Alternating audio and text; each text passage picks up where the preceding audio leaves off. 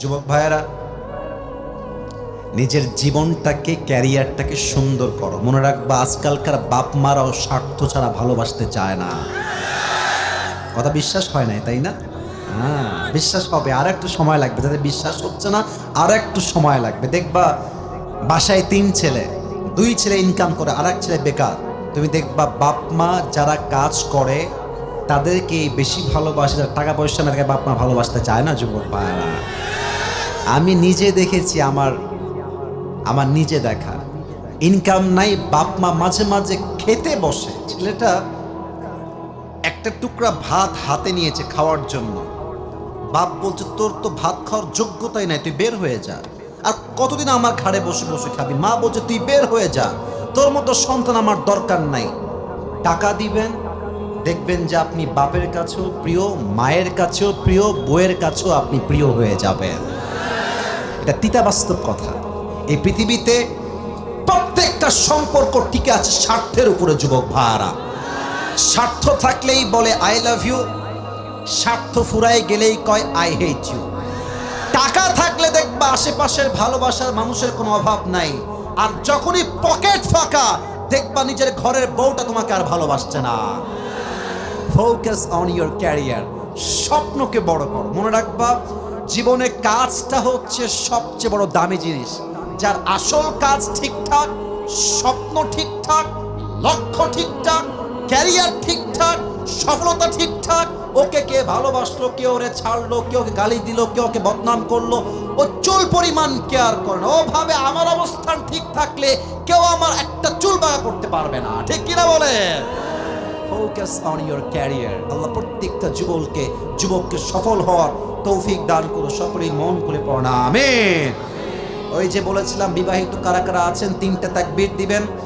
প্রথম তাকবীর দিবেন প্রিয় বিবাহিত ভাইয়েরা, দ্বিতীয় তাকবীর দিবেন আমার প্রিয় সিঙ্গেল ভাইয়েরা। দেখবো কার জোর আজকে কত বেশি। বিবাহিত ভাইয়েরা কাশি দেন। আরে জোর নাই রে। বিবাহিত ভাইয়েরা তাকবীর দেন। লিল্লাহি তাকবীর। মোটামুটি চলে, খুব বেশি একটা ভালো মনে হয় নাই। সিঙ্গেলরা তোমরা এবার কাশি দাও। আরে সর্বনাশ। দেখা যাক কে পারে। মুরব্বীরা আপনারাই নাম্বার দিবেন। আমার আব্বা যান, কলিজার টুকরা মুরব্বী আব্বা যান, আপনি নাম্বার দিবেন, আমি আসিফ চুপ আছি। সিঙ্গেলরা তাকবীর দাও। লিল্লাহি তাকবীর। বিবাহিত ভাইরা, আই এম সো সরি, আপনারা আমাকে মাফ করে দিবেন। আজকে আমার সিঙ্গেল ভাইয়েরাই পাস করেছে। আর একবার সবাই মিলে তাকবীর দিবেন এমন জোরে যে আমি আসিফ স্টেজ ভেঙে নিচে পড়ে যাব। দেন তাকবীর সবাই মিলে। লিল্লাহি তাকবীর। আল কোরআনের আলো। মারাত্মক সাউন্ড ভাই, আবার দেন। আল কোরআনের আলো, আল হাদিসের আলো। কোরআন হাদিস যেখানে, আলেম ওলামা যেখানে, দিনাজপুরবাসী যেখানে, চিরির বন্দরবাসী যেখানে। আপনারা কি এখন কথা বলতে ভয়টাই পান নাকি? আরে ভয়ের দিন নাই। আল্লামা দেলোয়ার হোসেন সাঈদী হুজুর একটা কথা প্রায় বলতেন যে বিড়ালের মতো 500 বছর বেঁচে থাকার কোনো দাম নাই, সিংহের মতো 1 ঘন্টা গর্জন দিয়ে আমরা বাঁচতে চাই। উনি এটা প্রমাণ করেছেন, ঈমান যদি হয় তাজা, পুরো জীবনটাই জেলখানায় কাটানো যায়, শহীদ হওয়া যায়, বাট মরতে মুমিন, মুজাহিদ মুমিন বাতিলের সামনে জীবন দিতে প্রস্তুত আছে, বাট তার মাথাকে বাতিলের সামনে মুমিন বান্দা নত করতে প্রস্তুত নয়। যুবক ভাইরা, দিস ইজ ঈমান। এটাই হচ্ছে ঈমান। সেই ঈমান থেকে আজ কিছু কথা বলার চেষ্টা করব। সকলেই আমরা দিল খুলে বলছি ইনশাআল্লাহ। আজ আমরা তাফসীর করব কোরআনুল কারীমের 4 নাম্বার পারার থেকে। আমি সবার থেকে উত্তর চাই, কত নাম্বার পারা? This is the sound. এটাই চাই আমি সবার থেকে। সূরাটার নাম হচ্ছে সূরাতু আলে ইমরান। বলেন সবাই, সূরাতু আলে ইমরান। আমরা আব্বাজানরা কথা বলছি, মাশাআল্লাহ। বলেন তো সবাই, সূরাটার নাম কি? আলে ইমরান, মাশাআল্লাহ। আয়াত সংখ্যা হচ্ছে 102। বলেন সবাই, কত নাম্বার আয়াত? 102। এই সূরাতে আল্লাহ তাআলা এই আয়াতে আমাদের জন্য দুইটা মেসেজ দিয়েছেন। বলেন সবাই আওয়াজ দিয়ে, কয়টা মেসেজ? যে কোনো আয়াতের তাফসীর পেশ করতে গেলে মোট চারটা জিনিস খুব বেশি প্রয়োজন হয়। There are four things that is most important to talk about. চারটা বিষয়কে হাইলাইট না করলে কোনো আয়াতের তাফসীর কখনো পারফেক্টলি করা যায় না। চারটা বিষয়। নাম্বার 1, রাইট প্রনাউন্সিয়েশন, সঠিক তেলাওয়াত, শুদ্ধ তেলাওয়াত। নাম্বার 2, রাইট ট্রান্সলেশন, সঠিক তর্জমা। And third হচ্ছে what's the explanation of this ayah, এই আয়াতের ব্যাখ্যা কি। And the fourth is what's the lesson that you have got from this ayah, এই আয়াত থেকে তুমি কি শিক্ষা পেয়েছো। এই চারটা বিষয়ে তাফসীর না করলে কখনো কোনো আয়াতের তাফসীর কখনো সম্পূর্ণ হতে পারে। আসুন আমরা প্রথম অংশে ঢুকে যাই। আমি দেখতে পাচ্ছি ডানে বামে সামনে পেছনে আজকের মাহফিলটা, যদি আমার ভুল না হয় 90% বেশি আজকের মাহফিলে কলিজার টুকরা যুবক ভাইরা অংশগ্রহণ করেছে। আমি তোমাদের থেকে একটা আশাই রাখবো, শান্ত পরিবেশ দিবার। কেউ ওয়াজের মাঝে উঠে গেলে ওর লুঙ্গি টাইনা ধরে বসায় দিবা, তবে লুঙ্গি যেন খুলে না যায়। কেউ উঠবেন না, উঠলে কিন্তু ধমক খাবেন। যারা বিক্রি করছেন তারা ব্যতীত কেউ উঠবেন না। তাকবীর দেন সবাই, লিল্লাহি তাকবীর। প্রথম চ্যাপ্টার তেলাওয়াত। আউযু বিল্লাহি মিনাশ শাইতানির রাজীম। বিসমিল্লাহির রহমানির রহিম। ইয়া আইয়ুহাল্লাযীনা আমানু তাকুল্লাহা হাক্কা তুকাতিহি ওয়া লা তামুতুন্না ইল্লা ওয়া আনতুম মুসলিমুন।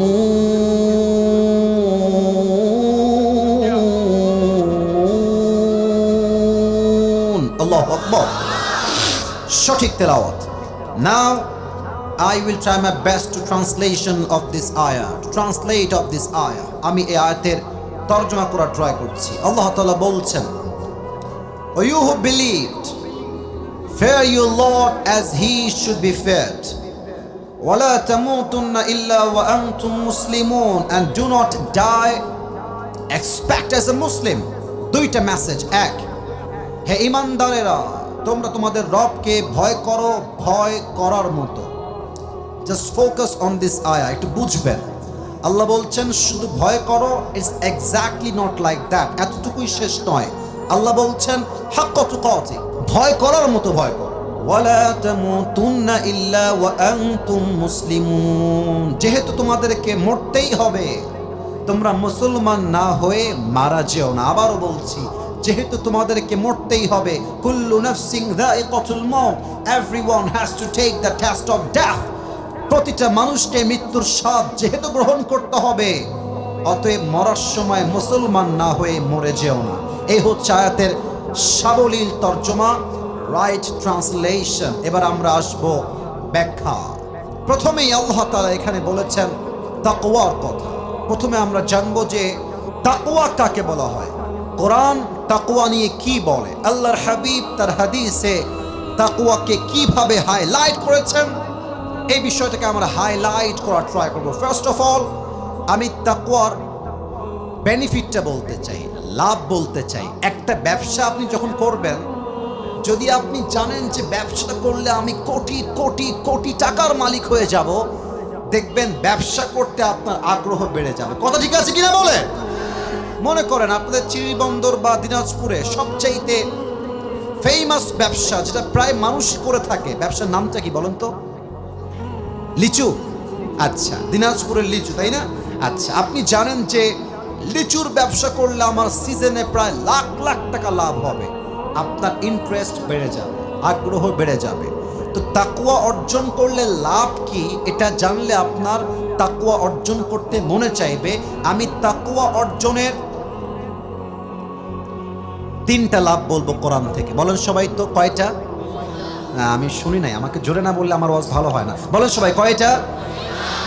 এক, যেই বান্দা তাকওয়া অর্জন করবে, আল্লাহ তাআলা বলছেন ওয়ামান ইয়াত্তাকিল্লাহা ইয়াজআল লাহু মাখরাজা, whoever fear of his Lord, যেই বান্দা আল্লাহকে ভয় করে, আল্লাহ will make a way out for them। যেই বান্দার মাঝে তাকওয়ার গুণ আছে, ওই বান্দা যত বিপদগ্রস্ত হোক, পরিবারের চাল নাই, ডাল নাই, ভাত নাই, ব্যবসায় বরকত নাই, টাকা নাই, বাড়ি নাই, গাড়ি নাই, ডেঞ্জার ডেঞ্জার, বিপদ আপদ বালার শেষ নাই, আল্লাহ বলছে আমার বান্দা যদি হয় তাকওয়াওয়ালা, ওকে বিপদ থেকে বের করার দায়িত্ব আমি আল্লাহ নিজেই নিয়ে নিলাম। সুবহানাল্লাহ পড়ে সবাই। এক নাম্বার লাভ। আবার আল্লাহ তাআলা বলছেন ওয়ায়ারযুকুহু মিন হাইসু লা ইয়াহতাসিব, যেই বান্দার হৃদয়ে আল্লাহর ভয় থাকবে, তার যতই রিজিকের কমতি হোক না কেন, যতই অভাব হোক না কেন, আল্লাহ বলছেন আমি তাকে এমন জায়গার থেকে রিজিক প্রোভাইড করব, এমন জায়গার থেকে খাবার দিব, রিজিক দিব, লা ইয়াহতাসিব, they never could imagine before, এমন জায়গার থেকে রিজিক দিব, I will provide the sustenance from the sources they could never imagine before। এমন ভাবে আপনার সামনে রিজিক চলে আসবে, আপনি কল্পনাই করতে পারবেন না যে রিজিকটা আসলে আসলো কই থেকে, বাট দিয়েছে একজন। আওয়াজ দিয়ে বলেন সবাই, তিনি কে? দুই নাম্বার লাভ। তিন নাম্বার লাভ আরো মারাত্মক। আচ্ছা বলেন, দিনাজপুরের চিড় বন্দরের ভাইয়ারা, আমরা সবাই জান্নাত চাই কি চাই না? আমার আব্বা জানরা বলেছে, আপনারা আমার আওয়াজটা মনে হয় বোঝেন নাই, আমরা সবাই মুসলমান হিসেবে জান্নাত চাই কি চাই না? সূরাতুর রহমান 27 নম্বর পারা আল্লাহ তাআলা বলছেন ওয়ালিমান খাফা মাকামা রাব্বিহি জান্নাতান, for he who has feared the position of his Lord are two gardens। যেই বান্দা আল্লাহকে ভয় করে, কিয়ামতের দিবসে আল্লাহ তাআলা তার জন্য দুইটা জান্নাতের ঘোষণা দিবে।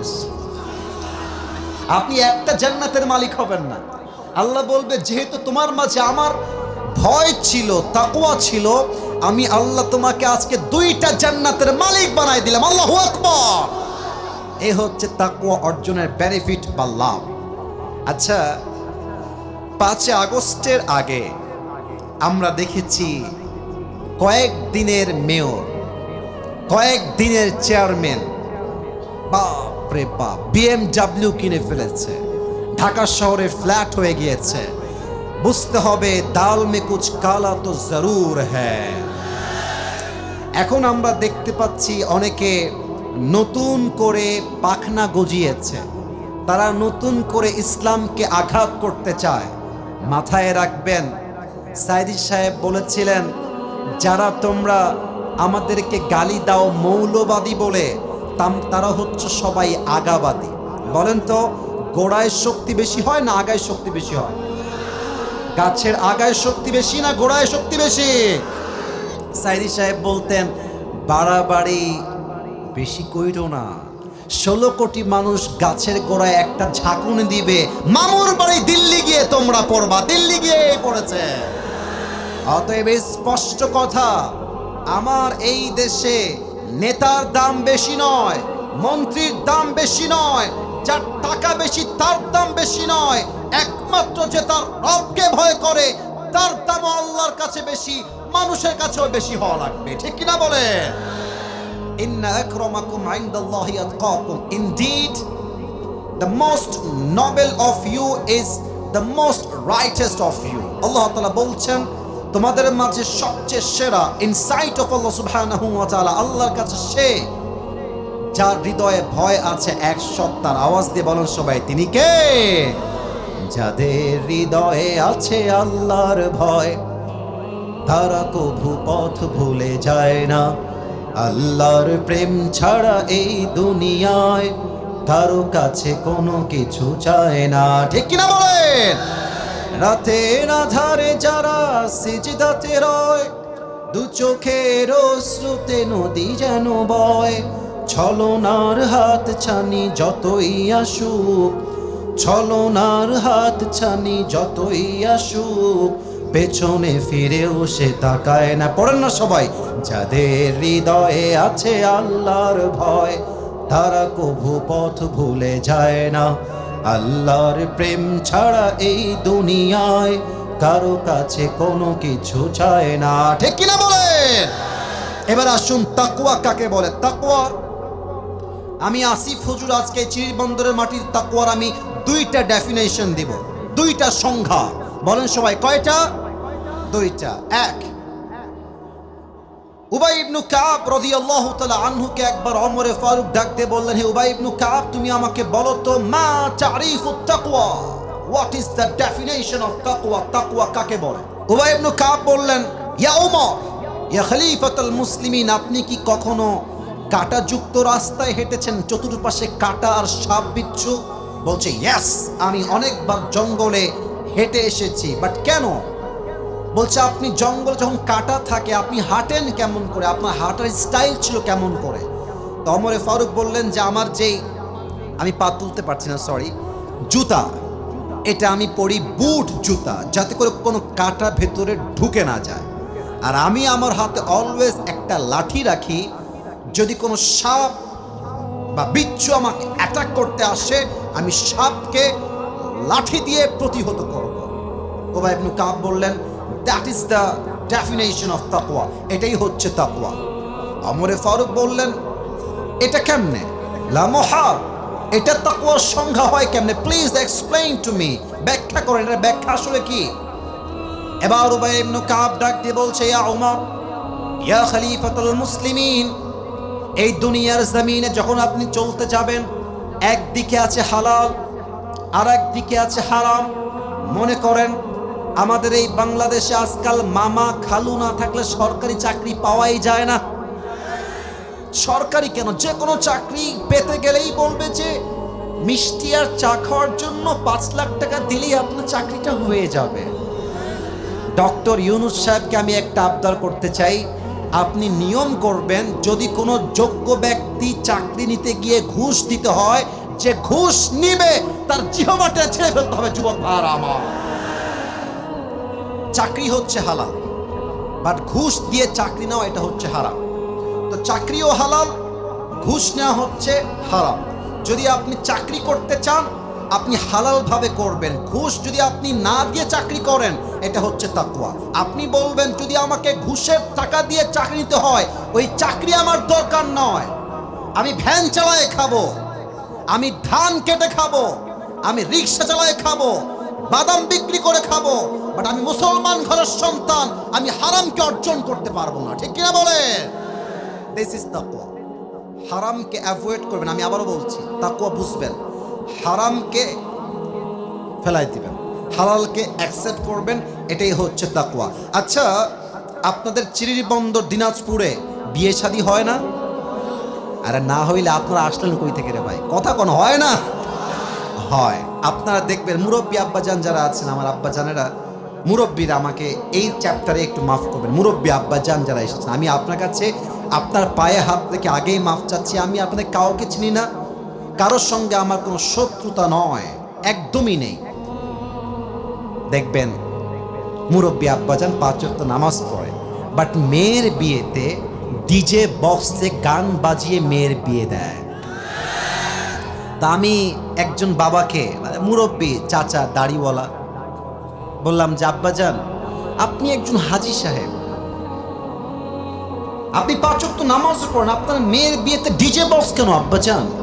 তা আমাকে বলছে, হুজুর একটা মাত্র মেয়ে, ডিজে গান না বাজালে কি বিয়েটা জমে? আহা আব্বাজান, আপনি কি ভাবলেন? বিয়েটা হচ্ছে হালাল আর ডিজে বক্স হচ্ছে হারাম। আপনি একটা পবিত্র কাজ করতে গিয়ে ডিজে বক্স আনলেন, আপনার মেয়ের সংসার তো আপনি আগেই বরকতবিহীন করে ফেললেন। যুবক ভাইরা, ঠিক কিনা বলেন? হালালকে অ্যাকসেপ্ট করতে হবে, হারাম থেকে বাঁচতে হবে। নাম্বার 1 ডেফিনেশন অফ তাকওয়া, এটাই হচ্ছে তাকওয়া। 1 নাম্বার। 2 নাম্বার 2, তাকওয়া মানে হচ্ছে, রাত হচ্ছে অন্ধকার, রাত বাজে 2টা, আমার রুমের গেট লাগানো, জানালা লাগানো, আমি শুয়ে শুয়ে পর্নোগ্রাফি দেখছি, ব্লু ফিল্ম দেখছি, হিন্দি সিনেমা দেখছি, আমার দরজা বন্ধ, জানালাও বন্ধ, বাট এই রাত 2টার সময় আমাকে কেউ না দেখলেও আরশে আজিম থেকে দেখছে একজন। আওয়াজ দিয়ে বলেন সবাই, তিনি কে? এটাই তাকওয়া। No one can see, but Allah is observing us in every single moment, every single time. প্রতিটা মুহূর্তে আমাকে পর্যবেক্ষণ করছেন। একসাথে আওয়াজ দিয়ে বলেন সবাই, তিনি কে? একজন যুবক সেদিন একটা কথা বলল, আমার কলিজায় এসে কথাটা আঘাত করে। সময় খুবই কম, শর্টকাটে বলার ট্রাই করছি। যুবকটা বলল, হুজুর রাত বাজে 1টা বা 2টা। বলেন তো সবাই, রাত বাজে 1টা বা, এটা কিন্তু আমি মজা নেওয়ার জন্য বলছি না, আমি হাদিসটাকে বাস্তবিক প্রেক্ষাপট থেকে বোঝাবার ট্রাই করছি। তো যুবক বলল, হুজুর আমি একজন এমন যুবক যেই যুবকটা পর্নোগ্রাফির নেশায় আসক্ত। পর্ন ভিডিও না দেখলে আমার রাতের বেলা ঘুমই আসে না, এটা আমার বাজে একটা নেশা।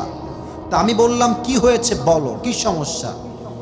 তো সে বলল, হুজুর রাতের বেলা আমি পর্নোগ্রাফি দেখছি, রাত বাজে 1টা বা 2টা, বাসায় আমার মাও নাই বাবাও নাই, নো ওয়ান ইজ দেয়ার, কেউ নাই বাসায়, আমি একা। রুমের লক করা, সব window is locked and the gate is also locked, সব বন্ধ করা। আমার কানে হেডফোন দেওয়া। হঠাৎ করে পর্নোগ্রাফি দেখতে দেখতে একটা ঠাস করে আমার কানে শব্দ আসলো। আমি সঙ্গে সঙ্গে মোবাইল ফোনটা অফ করে দিয়ে রেখে দিলাম। ভেবেছি বাপ মা কেউ চলে আসছে, মনে হয় দেখে ফেলবে আমাকে পর্নোগ্রাফি দেখা অবস্থায়, আমার মান সম্মান নষ্ট হয়ে যাবে। আমি ভয়ে থরথর করে কাঁপছি, কে আসলো, কে আমাকে দেখে ফেললো মনে হয়। গেট খুলে দেখছি আওয়াজটা আসছে একটা ছোট্ট ক্যাট, ছোট্ট বিড়ালের মাধ্যমে। বিড়ালটা ওখানে দাঁড়ায় আছে। আমার মাথায় টনক নড়ল, ইস রে, একটা বিড়ালের শব্দে আমার আত্মা কেঁপে উঠল, আমার সম্মানের ভয় লাগলো। বাট আমি যে পর্নোগ্রাফি দেখছি, কোথায় সেই বিড়াল আর কোথায় আমার রব? আমাকে তো প্রত্যেকটা মুহূর্তে আমার রব পর্যবেক্ষণ করছে। যুবক ভাইরা, কথা ঠিক আছে কিনা বলো সবাই আমাকে। এটা ভেবে আমার কলিজা আঘাত লাগলো, হুজুর যে আল্লাহ তো আমাকে দেখছে, আমি আল্লাহকে ভয় পাইলাম না, আমি বিড়ালকে ভয় পাইলাম। ওই দিন থেকে আমি তওবা করেছি, আজ অব্দি কখনো আমি আর পর্নোগ্রাফি দেখি নাই। সুবহানাল্লাহ পড়বেন না আপনারা সবাই? আচ্ছা, আপনারা যুবকরা মুরব্বীরা চিনবেন হয়তো বা, পাকিস্তানের একজন টপ ফেমাস স্কলার, তার নাম হচ্ছে মাওলানা তারিক জামিল। কেউ শুনছেন নামটা? পাকিস্তানের একজন টপ ফেমাস স্কলার। আমি আসিফের তো জামা কাপড়ের রং ঢঙের শেষ নাই, সানগ্লাস একরকম, টুপি একরকম, জুব্বার একরকম, ব্লেজার একরকম।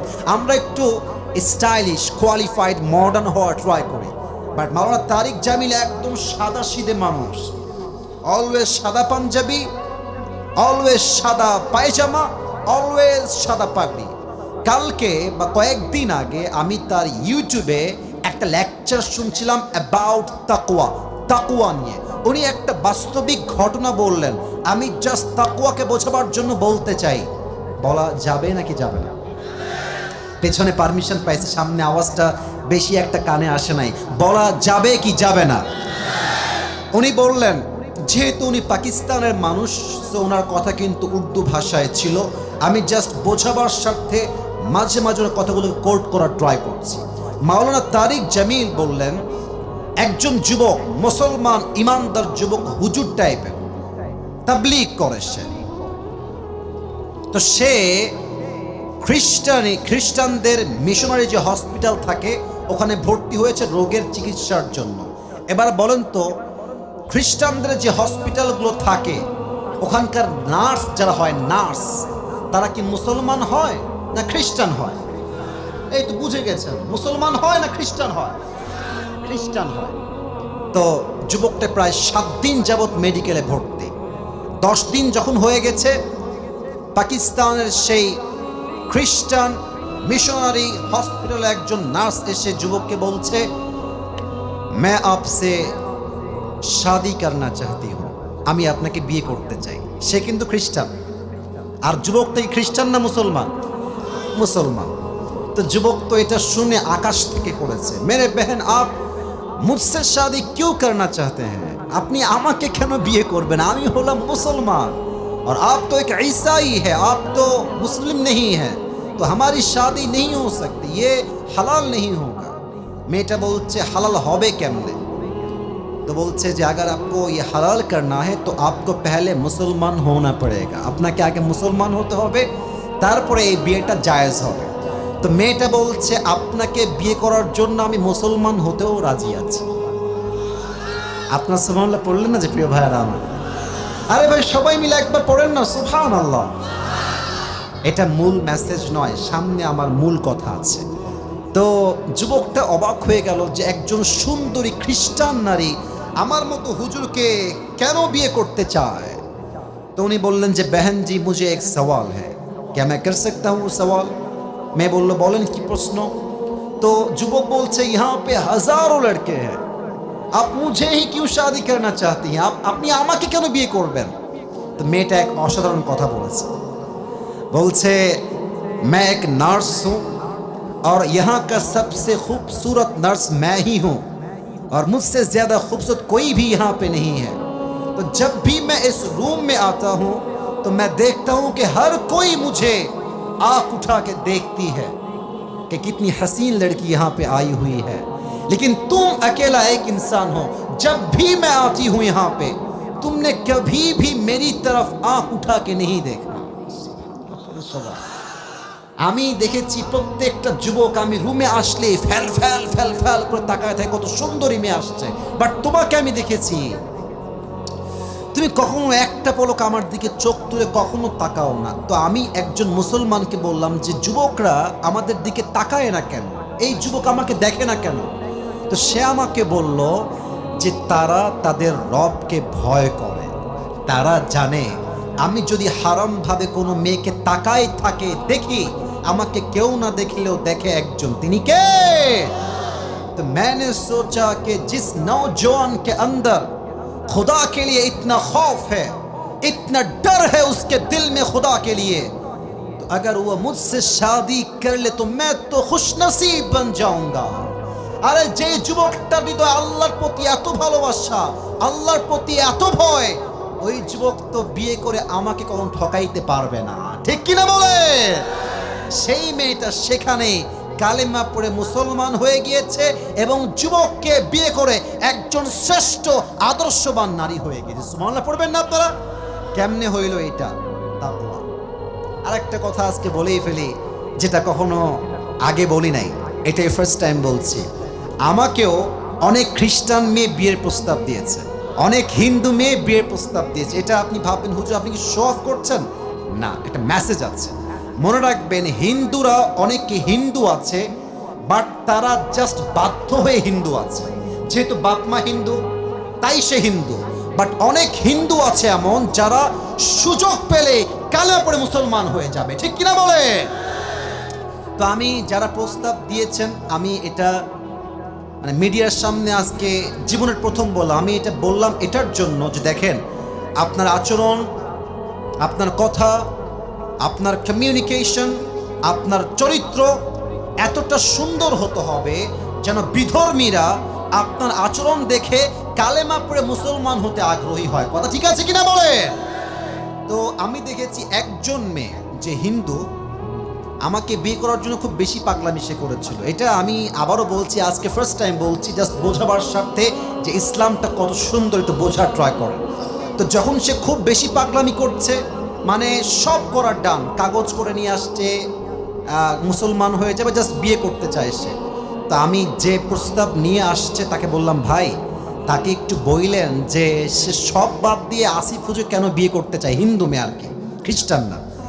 তো পরে ওই মেয়েটা আবার তাকে বলেছে যে আমার কিছু বিষয় খুব মানে দিলে লেগেছে ইসলামকে নিয়ে। কি বিষয়?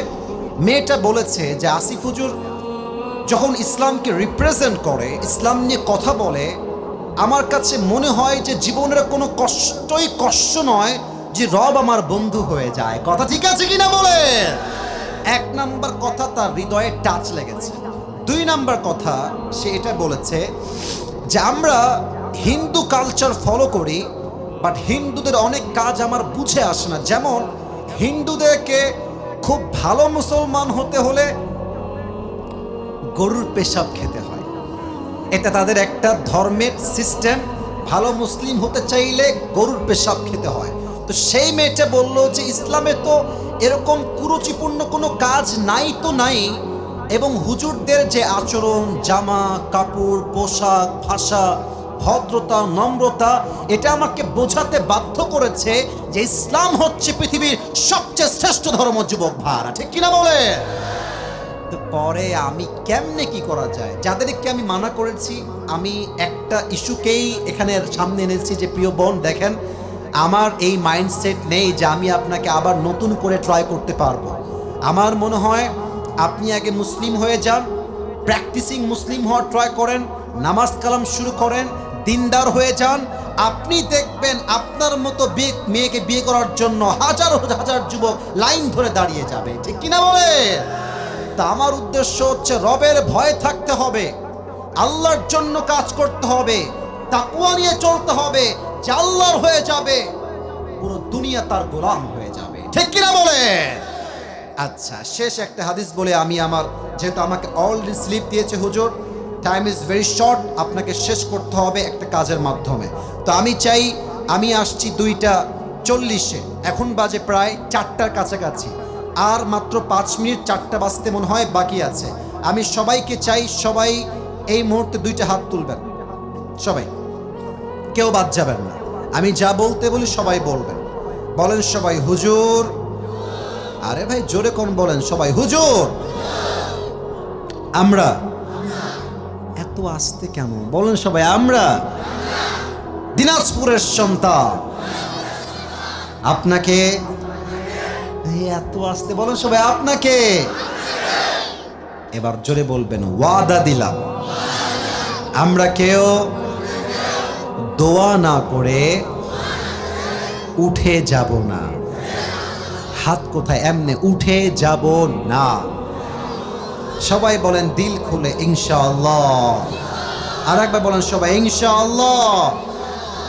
প্রবাদ বাক্য আছে না একটা, যে শেষ ভালো যার সব ভালো, তো এটা আমরা সবাই জানি। আর একটা জিনিস দেখেন, প্রায় 1.5 ঘন্টার কাছাকাছি আমি কথা বলছি, এখান থেকে উঠেই যায় না, ডানবামি হয় না। এটাই প্রমাণ এই দিনাজপুরের মাটি পুরোটা ইসলামের ঘাঁটি আমার যুবক ভাড়া। ঠিক কিনা বলে? আপনি বিশ্বাস করেন, রংপুর, দিনাজপুর, সৈয়দপুর, নীলফামারী, ঠাকুরগাঁও, এখানে যেই পরিমাণ প্রোগ্রাম হয়, পুরো দেশের টপ লিস্টে এই বিভাগ, এই জেলাগুলো রয়েছে যুবক ভাড়া। ঠিক কিনা বলে? আল্লাহ এই মানুষগুলোকে কবুল করুন, সকলেই দিল খুলে পড়েন আমিন। আচ্ছা, 2টা মেসেজ দিয়েছিলাম, এক হচ্ছে আল্লাহকে ভয় করার মতো ভয় করো, আর এক হচ্ছে তোমরা প্রকৃতপক্ষের মুসলিম না হয়ে মারা যেও না। এই শেষ একটা মেসেজ কয়েক মিনিট ব্যাখ্যা করব, তারপরে জাস্ট রুমাল কালেকশন হবে, দোয়া হয়ে যাবে, তারপরে নামাজ হবে। সবাই থাকবেন তো ইনশাআল্লাহ? আচ্ছা, এবার আমাকে উত্তর দেন, আমরা সবাই হিন্দু না মুসলমান? ভাই ভাই শেষ কথা, ভাই শেষ টপিক, কথা বলেন সবাই। আমরা হিন্দু না মুসলমান? আমরা খ্রিস্টান না মুসলমান? আরে মিয়া গৌরব নিয়ে বাঘের মতো কোন, আমরা সবাই বৌদ্ধ না মুসলমান? তো আল্লাহ কেন বললেন যে তোমরা মুসলমান না হয়ে কবরে এসো না? আমরা তো মুসলমান, তবুও আল্লাহ বললেন তোমরা মুসলমান না হয়ে কবরে এসো না। কেন? ব্যাখ্যা আছে। প্রিয় ভাইয়েরা আমার, আমাদের দেশ হচ্ছে বাংলাদেশ। আমরা মুসলমানরা সাম্প্রদায়িক দাঙ্গা লাগাতে চাই না, আমরা সম্প্রীতি নিয়ে থাকতে চাই। আমরা দাঙ্গা নয়, আমরা শান্তিপ্রিয় মুসলমান যুবক ভাড়া। ঠিক কিনা বলে? আমাদের পাশের দেশ ভারত হচ্ছে আমাদের দেশের সবচেয়ে বড় শত্রু দেশ। বলতে আমার লজ্জা লাগছে, বাট এই সত্য কথা যুবক ভাড়া। আর আর আর ভারতের যে সাংবাদিকগুলো নিউজ রিপ্রেজেন্ট করে মিডিয়ার সামনে, তোমরা আমার কথার ভাঁজ বুঝবা, এদেরকে সাংবাদিক মনে হয় কম, হকার মনে হয় বেশি যুবক। আর একটা আছে, বাংলাদেশ আর থাকবে না। আমি অভিমান করেছি, আমি কোনো চিল্লাফাল্লা করবো না। বেটা তুই বাংলাদেশ থাকবে না, তুই বলার কে রে? তোর বাপের বেটা তুই হয়ে থাকলে বাংলাদেশে একবার আয় না, তোর পিঠের একটা হাড্ডি চামড়া বাকি থাকবে না যুবক ভাড়া আমার। আমরা তো মারামারি চাই না, তাই চুপচাপ থাকি। আর একে দেখলে আমার কেন যেন এই হিজড়া মনে হয়, আর একে দেখলে আমার ফিল হয় যে এই বেটা সাংবাদিক হওয়ার যোগ্য নয়। ঢাকার গুলিস্তানে আন্ডারপ্যান্ট বিক্রি করলে বেশি মানাবে দিনাজপুরের ভাই। আমরা মুসলমান ঘরের সন্তান, তাই আমরা দাঙ্গা চাই না। তবে ভারতকে বুঝতে হবে আমরা সংখ্যায় কম হতে পারি, বাট আমাদের মাঝে ইমানের জোর আছে, কোরআনের ভালোবাসা আছে। পানি যতই নম্র হোক, যতই ঠান্ডা হোক, বাট পানির স্রোত যখন একবার শুরু হয়ে যায়, পানির তর্জন গর্জন স্রোতে আকাশ সমান পাহাড়কেও পানি ভেঙ্গে চুরে দুই টুকরো করে দেয় যুবক ভাইরা আমার। অতএব ভারত যদি ভাবে আমার দেশের 1 ইঞ্চি মাটিকে তারা দখল করবে, স্পষ্ট পয়গাম, আগামীতে কোন স্বৈরাচারের মাধ্যমে যদি আমার দেশের স্বাধীনতা সার্বভৌমত্বে একটা আঘাত করা হয়, এই দিনাজপুরের মাটির থেকে একটা শহীদ আবু সাঈদ নয়, হাজার হাজার শহীদ আবু সাঈদ মাথায় কাফনের কাপড় বেঁধে রাস্তায় জীবন দেওয়ার জন্য, শহীদ হওয়ার জন্য প্রস্তাবে দুই হাত তুলে বলেন সবাই, ঠিক কিনা?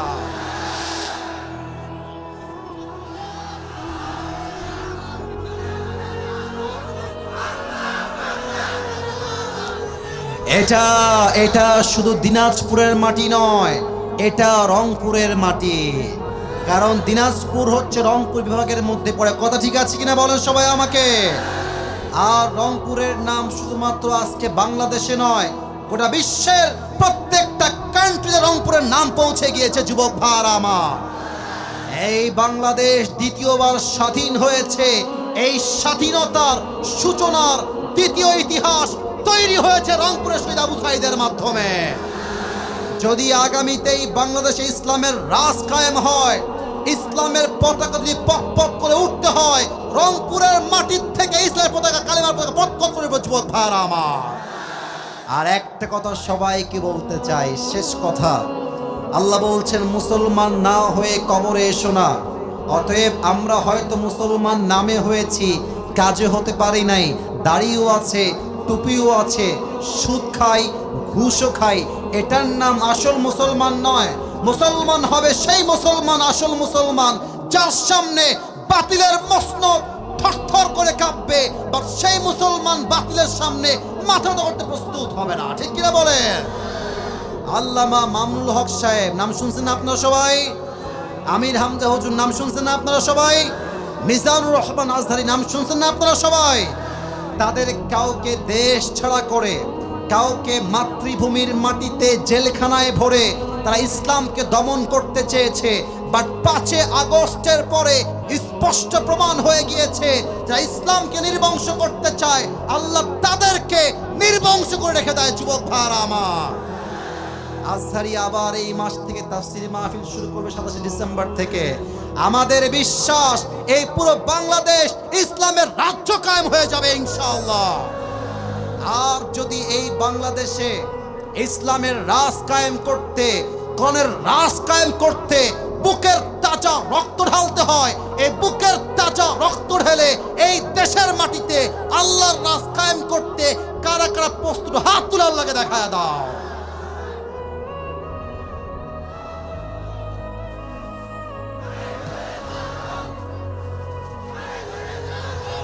আমার সঙ্গে তাকবীর দেন, লিল্লাহি তাকবীর। আল কোরআনের আলো, আল হাদিসের আলো, কোরআন হাদিস যেখানে, আলেম ওলামা যেখানে, আল্লাহ তাআলা কবুল করুন। সকলেই দিল খুলে পড়ুন আমিন।